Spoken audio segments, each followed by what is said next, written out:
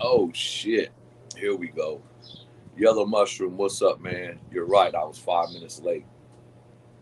I thought I was on record for 5 minutes, to be honest with you, and I was. So I'm gonna have to lay this foundation for you guys again. If you guys know my story, I went to prison in 1989, California State Prison. I went to Vacaville, then from Vacaville to DBI, which was Gladiator School. Gladiator School um, back then was just that, what it sounds like, Gladiator School. Everybody was fighting and stabbing at Gladiator School in '89. So I was there from '89 to the end of '90. I paroled and came right back 6 months later, and they sent me right back to the main line where I paroled from in DVI. I did 10 years in DVI altogether. Um, '89 to '90, '91 to '93. I was out all of '94 on the run. Went back in '95 to '97 and got kicked out of DVI. And I came back and did one more term on the main line.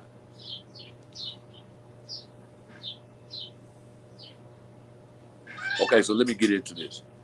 If you haven't hit that like button, hit that like button. Bam, bam. Just push that like button. It don't cost nothing. If you haven't subscribed to my channel and you're new, hit that subscription button. I'm doing a series on the Rolling 60s. And like I said before, I'm not doing it because the Rolling 60s are um, Rolling 60s are known in California. And I'm not doing this because they're notorious or they're very known in California. I'm doing it because I have relationships with these individuals, many Rolling 60s individuals. I consider them my allies at one time. I'm a Northern Crip. They're Southern Crips. I'm from Northern California. They're from LA. I'm from Sacramento. So in prison, at one time I was real close and did a lot of business with Rolling 60 Crips. I even sailed with a couple of them. And I'll get into that. Big Sea Dog, M Dog, um, Sea Dog, M Dog, and I also sailed up with Bobo Floyd from Harlem 30s, and they're neighborhood too, Harlem 30 Crips. So listen, when I get to DBI for the first time, they send me to G Wing. G Wing is 50 cells, 25 on one side, 25 on the other side, and 3 tiers high. So there's 100. There's one, two. No, there's 150 cells in there, 2 inmates per cell. There's 300 people in a building. In DVI at this time, there was only 2 wings that were reception center, East and West Hall. Everything else was mainline. This is the 2000s, so DVI is closed down now. They closed it down because the water was bad and people was getting poisoned by the water. But anyway, back then, it was all mainline except 2 buildings. I went to G Wing. It was a building. I was at the end cell, second tier, cell 26 on the right hand side. You could see out of the cell block onto the rec yard. The first time I looked onto that rec yard, all you seen is red and blue rags. It was like it was gangbang central. You see most red rags on the left hand side, blue rags. Okay, no, let me take that back. So DVI was set up. They had one, two, three. They had 3 weight piles there, and everyone was on weights back then. Everyone was getting their swole on. Everyone was competing in bodybuilding contests, all type of shit. They had when you came in from the yard, they had the 500-pound pit. If you could bench press 500, you could get a 500-pound pit card, and you could go in there and bench press. There was a lot of brothers up there, humongous. Um, anyways, I looked out on the yard and I seen blue rags and red rags. So I knew about DVI when I got there. I knew what I was up against. I knew it was gangbang central. I knew I was a crip. So you have to be on orientation for 4 to 10 days when you first get to a new prison. So when I went to my cell, I was in a cell with a brother from SAC, and he didn't gangbang. I'm not going to say his name. Um, just because I don't want to put him out there like that. He wasn't a gang member, though. He was what we call a civilian. So I get there, unpacking my shit, looking out the window, and he comes back to the cell. He just got off work. We chop it up. I tell him who I am. He tells me he's been there for a year. I asked him what's going on. He said, I don't get involved in anything. When he told me that, I knew he wasn't a gang member. When he said SAC, when someone like me from 29th Street hears, oh, I'm from 916 or I'm from SAC, we automatically think Don Moon. It wouldn't work out if that was the case. But he wasn't that. So while I'm on orientation, one day I hear, everyone take it back to their cells, institution on lockdown. And from my experience, my very little experience in prison, I knew something happened for us to be going on lockdown. We was on lockdown for about a week, maybe even a little bit longer. When we got off of lockdown, what's up, Dominic Mayweather? You know, pretty boy. What's up, James? I forgot to tell you. So this was 1990. I went in 89 and I paroled November of 1990, and I came back in March of 91, and I stayed there till 93. I was at DVI 4 times on the main line. I was at DVI 12 times altogether, but I didn't go to the main line but 4 times. I got 10 years in at DVI main line. So when we was on lockdown, what they do is they have the MAC reps. The MAC reps for the blacks, the MAC reps for the Mexicans, the MAC reps for the whites, all go around to their people's cell to talk to everyone to see if we can come off lockdown. There ain't going to be no confusion, no fights or no stabbings, right? Back then it was mostly stabbings. It wasn't too many fights back there then, unless it was on the yard, it was over some sports or something. You seen him on Kev Mac videos. Oh, Pretty Boy, yeah, he's out. Pretty Boy got out a few years back. I think he got out right before me. Yeah, I think Pretty Boy got out 2017. I was with LuNatic FraNk when Pretty Boy got out. He told me he was out in 2017. So he's been out 6 years. Anyways, I met him back when he looked a lot different. I seen him on Kev Mac videos, Dominic. So anyway, we're on lockdown. And when the MAC reps came by everyone's cell, it was the dudes that came to my cell was Pretty Boy and Hoover T. Pretty Boy, and I didn't know who either of these individuals were at this time. Pretty Boy was about, I want to say maybe 6'1", real good skin with a long perm, with the whitest teeth I've ever seen. Hoover T was short, light-skinned, skinny, and he had a real raspy voice, like he'd been yelling all day. And they told me, they was like, we into it with the Jama car. That's why we were on lockdown. That's all they said. Stay on your toes when we come out. Anyone knows what the Jama car is? That's BGF. Back then, they still had BGF on the main line, in certain prisons. So shit, when someone tells me that, first thing I'm gonna do is sharpen something. I'm gonna sharpen some metal. I already been in there because of where I was. I knew from YA experiences, you always put usalame on yourself. Usul. And what I mean by that, you always have a weapon, if not on you, somewhere very close to you, or you have someone walking with you with a weapon. I learned that in my prison career.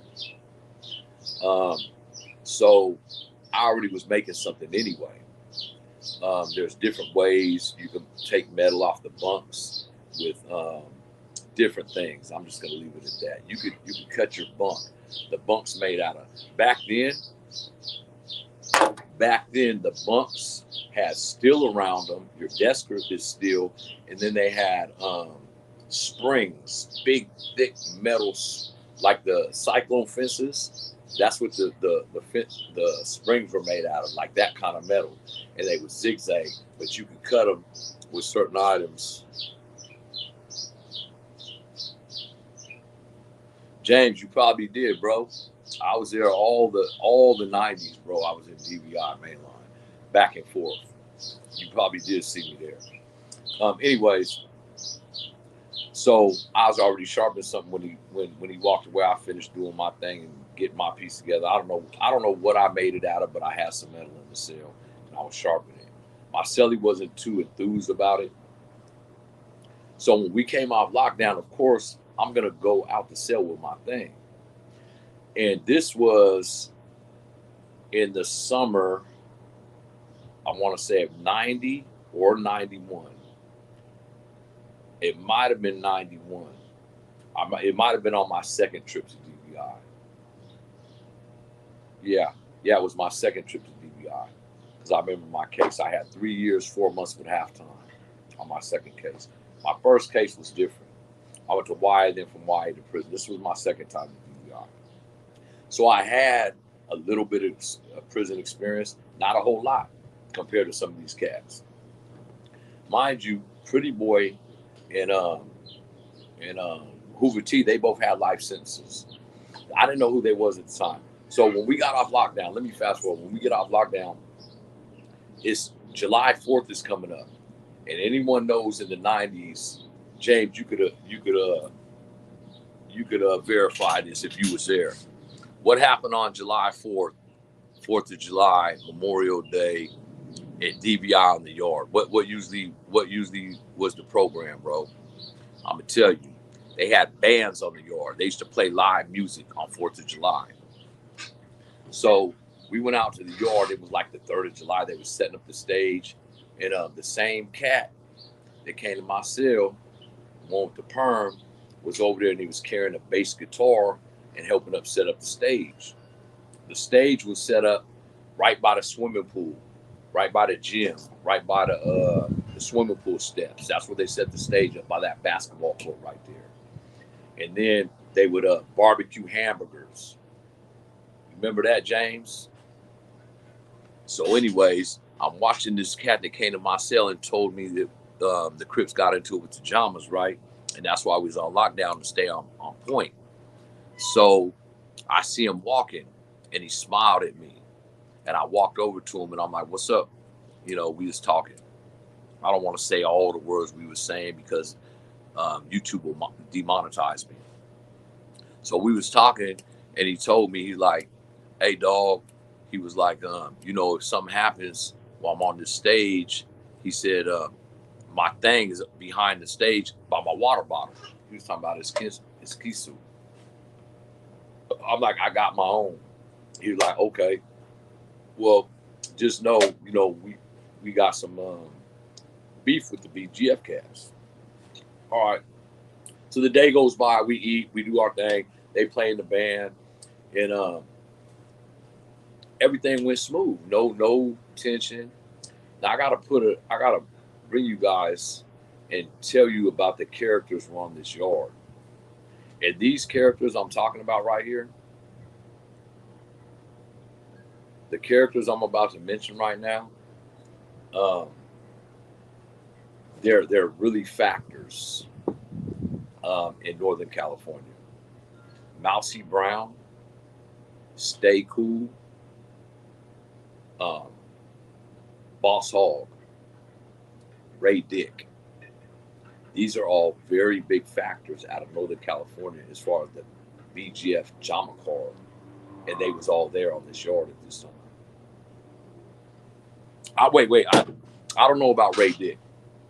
I don't think Ray Dick might have been there, but Mousy Brown, Stay Cool, and Boss Hog was there. Now these are all BGF cats. Me and Mousy became very close during this time. And mind you, I'm a Crip. So nothing happened on 4th of July. About 2 weeks later, alarm goes off in the what's that called? The machine shop. The alarm goes off in the machine shop. Now they used to have so DVI stands for Dual Vocational Institute. So they had a lot of vocations there where you could learn trades: auto body offender, upholstery, mechanics, working on airplanes, machine shop, wood shop, cabinet shop, and a lot of people would go to vocational trade for their jobs. Well, alarm went off in vocation. Immediate institutional lockdown. That means there was a stabbing. Now, if you ain't got a job or if you're on the yard, you ain't gonna know immediately what happened, but word travels fast. And the word that came down was that a Crip and a BGF cat got into it in vocation in the machine shop. So that told me we was at war. We was at war, and I really didn't grasp it at the time, what that really meant. But I soon found out. So, like I was saying earlier, whenever you go on lockdown, they send the MAC reps by yourselves. But now, just to kind of let you know what's going on, and the police do that because they want information. They want information to see if they're able to release us back to the yard. And sure enough, here comes Hoover T. He comes to the cell without Pretty Boy. And he's like, "Hey, dog, let me holler at you." He's like, "How do you know Pretty Boy? I seen you out there talking to him on the yard when he was playing in the band." I'm like, "Oh, I just met him." He's like, "Man, stay away from that cat. Stay away from him. You guys came to my cell together 2 or 3 weeks before this." So at the time, when someone tells you to stay away from someone, it's either because they're hating on them or they got bad paperwork. They was both lifers. I knew Pretty Boy didn't have bad paperwork. He wouldn't have been there as long as he's been there. So I figured Hoover T. I didn't know the war of LA, the prison gang war between 8 Trey, Rolling 60s neighborhood, and Hoover at the time. And Hoover T was a known factor from Hoover. I believe he was from 107. Don't take my word on that, but I believe he was from 107 Hoover. Light-skinned cat. Older, too. He was in his late 30s, 40s. I was 22 years old at this time. So when he came and said that, it put something in my head. What do you mean stay away? I didn't know that they was enemies on the street. I thought they were just both LA Crips and they ran together. That's how green I was back then. Come to find out, that's what it was. He was hating on him because they was both trying to really run their cars. They was the key holders of their car, if you guys know what I mean. Yeah, James, and barbecue burgers was on hit back then, bro. Watermelon cake, the whole shit on. So anyway, what happened was my cellie ended up moving out the cell after I found this out. Now I needed a cellie. They put me in the sandwich room. I was getting up at 1 a.m, going to make sandwiches for the lunches. And what do you know? Stay Cool was on the sandwich crew in his BGF. I don't know why, but this cat took a liking to me, and he was like, we was inseparable from the time we went to work to the time we got off on the yard. We was inseparable. He knew I was a Crip. He was BGF, but we conversated every day at work, and we became like this. That's how I met Mousy Brown through Stay Cool. Mousy Brown worked in the mini canteen on the yard. Anyone knows that's the job to have. You got all the money, all the yard shack ducats, picture ducats, whatever you wanted, and you could give credit out to canteen with it. That's how I met Mousy Brown in 1990 or 91. So these cats, because I looked different and I was a Crip, and they seen that I had people around me and I was real respectful, they took a real liking to me. And Stay Cool tried to pull me, if you know what that means. Anyone been to prison knows what that means. He tried to pull me. And I knew what he was doing. He was doing it slowly. He was doing it strategically. And I went as far, you guys see what's on my left shoulder, right? So I went as far as that, but I never took that oath. but I was real close to these cats at one time. So, being that they was at war with what I represented, I knew there was a fine line between friend and foe. If you guys like this video, it's going to continue into a part 2 because I haven't got the LuNatic FraNk yet, or the end of this story. Hit that like button, hit that subscribe button. And if you guys enjoy these stories, my Cash App is right there. Just show me that you support the channel. Cash App me $1. $1 show me you appreciate these stories. I am taking my time out of the day on this weekend. Just look out for $1. $1. You could afford $1. But I'm going to continue this. I'm going to do episode 2, 3, 4, 5, and 6. Because I got stories about Big Keto Rock from R60s, Big C-Dog, Big M-Dog. I got hella stories about notable R60 Crips. I got some Hoover stories too. With Big Bub, Rick Rock, know all them cats very well. They're from 5 Deuce Hoover. Marcelli at Pleasant Valley was Lowdown from 7-4 Hoover. He was Marcelli. He got caught with a knife after I left. 3 months later after I left, he got caught with a knife in the cell. I got stories about all these individuals, all these LA known gang members that I was on yards with and made relationships with. But like I said, hit that like button, hit that subscribe button. I got 4 shirts left, 4 prison yard shirts. So they're all extra large too. I got 1 large and 3. I got 2 red ones and 2 navy blue ones. $25.99. My Cash App's at the bottom. $9.99 for shipping and handling. Why the Asians and Samoans don't run blood and Crip in prison? That's kind of weird. You rep it in the street, but not in prison. Hey Al, so that is true to a I don't want to say a little bit. It's factual though, but you will get agents that straight are cripping and blooding in there. Not everyone just follows up under that other car.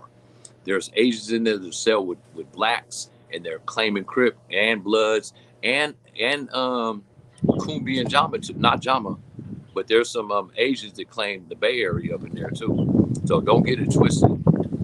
All Asians don't run with others, bro. There is Asians that run Crip and Blood in prison in California. So that's like a false statement. But a lot of them do. SOS, some of them run straight Crip and some of them run other. And there's a fine line between that. I'm gonna do a story on that, matter of fact, because my best friend growing up is Samoan SOS. Rest in peace, Rocky Matafa. He died out here on the street after he did a gang of time. He was Marcelli 3 times in there.